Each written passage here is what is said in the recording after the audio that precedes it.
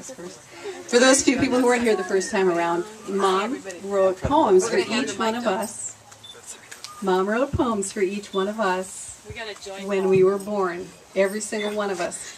And over the years, she has pulled these out. Oh, look, Patty, here's the one I wrote for you and for Cindy and all of us. And so, I don't know, I got this flash one day that we should write a poem for her. So we did that. And everybody, did you remember your birth order, everyone? So confusing. Yeah, they'll hand it down as it comes. Okay. No, but Larry's got the hand-me-down mic. So, let's see who's in charge here. We know our audio system. Even though she's second, she has to be first. Is this thing on? Oh, there's an intro. All right. Poem to our mother. Nearly 60 years ago, a little while ago now, our mom became a mother. 5 more times she bore a child, and then she had another. For every babe she wrote a poem to share her adoration. From rosy cheeks to wispy hair, she loved God's new creation. Tit for tat, oh mother dear, it is, you know, about time. We spin a verse times 7 now about Phyllis Madeline.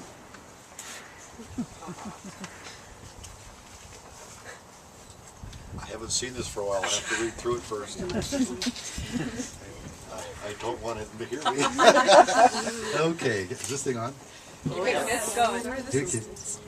Matthew. Is this thing working? Just go to the main line. Okay. As your oldest child grew up and mischief I would find, you said be good, have some fun, and I'd say make up your mind. Sometimes others had ideas and I would follow like a sheep. The blame was never placed on me, but on the company I keep. To feed and clothe a family of our size was hard, I know. When clothes were purchased way too large, you always said you'll grow. King Leo served us burgers piled with onions that I hate. You said I'd learn to like them, and for that I still wait. I'll just use this one. You're next. Your part. Yes, you can have this. I'll use this one. They got it turned up so you can hear it now. I knew you in your youth, my mom. I knew you slim and pretty. Where's the Kleenex?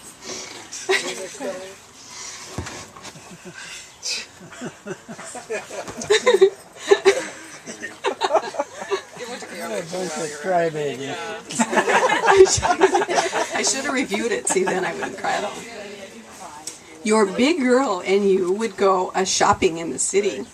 You had a long and trenchy coat that swished when you walked fast. You took my hand, a bus to catch. Ah, so far in the past. Still you sing, que sera, sera, sera. Help me, Krista. I hear you when I try. Your sweet young voice and sparkling eyes.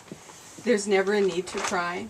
No, you never thought about throwing in the sponge, even when the water was high. She's crying now, that's not fair. You showed us how to start, oops, I missed a verse. Even when the water was high and the waters were covered with grunge, even when you lost your house and others would have caved, you showed us how to start again. Your mother's flowers you'd saved. This one, I think sounds good. They're both on that. Nickels and dimes from my nice mom to buy some penny candy. Zedlick and Martin money bags, they came in mighty handy. Fresh cookies made with love by the dozens, laid out on brown paper, just sitting there for the munchin' by me, and maybe just one for the neighbor.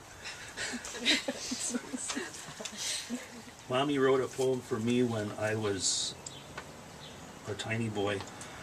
Now I'm a man, 50-some, and a poem, let's see, and that poem, it brings me joy. I'm dear little Cindy, I am number 4. I gotta say, I used to wish you never had no more. You told us colorful stories like Rickety Rackety Russ, meeting Daddy in Chicago, snitsy office girls and such. You told me never trouble trouble and look for the silver lining. I cross bridges when I come to them and listen instead of whine.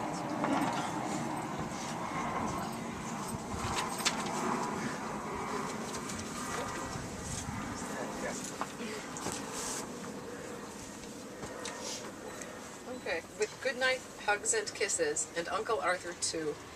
You taught us Now I Lay Me in a Bible verse or two. The lullabies and other tunes you sang to us so readily. Baby's boats, the silvery moon, and even the four seasons medley. Mom, you have a listening ear, and nicer I become with a glass of wine, just one of course, and you in your cozy home. New home after the flood.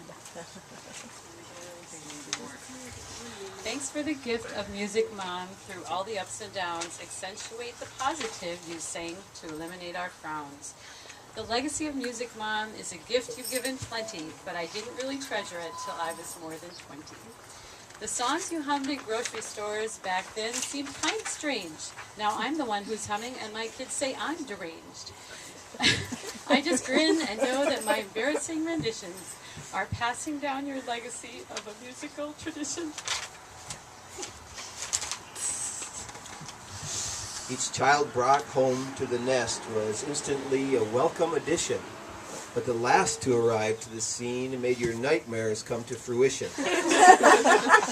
In spite of the trouble he gave you, he never meant any real harm.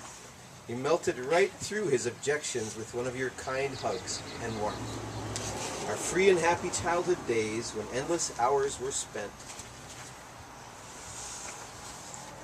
Do you want me to go to the end? Sure. It said, oh, I'm sorry, close. You close. I'm good.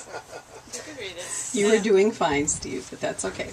Our free and happy childhood days when endless hours were spent, a mom who loved and fed us well, then out to play we went. Wisconsin in the summertime, Viking in the fall, clothespin guns to load and shoot. We really had it all. Just like Bogey and McCall.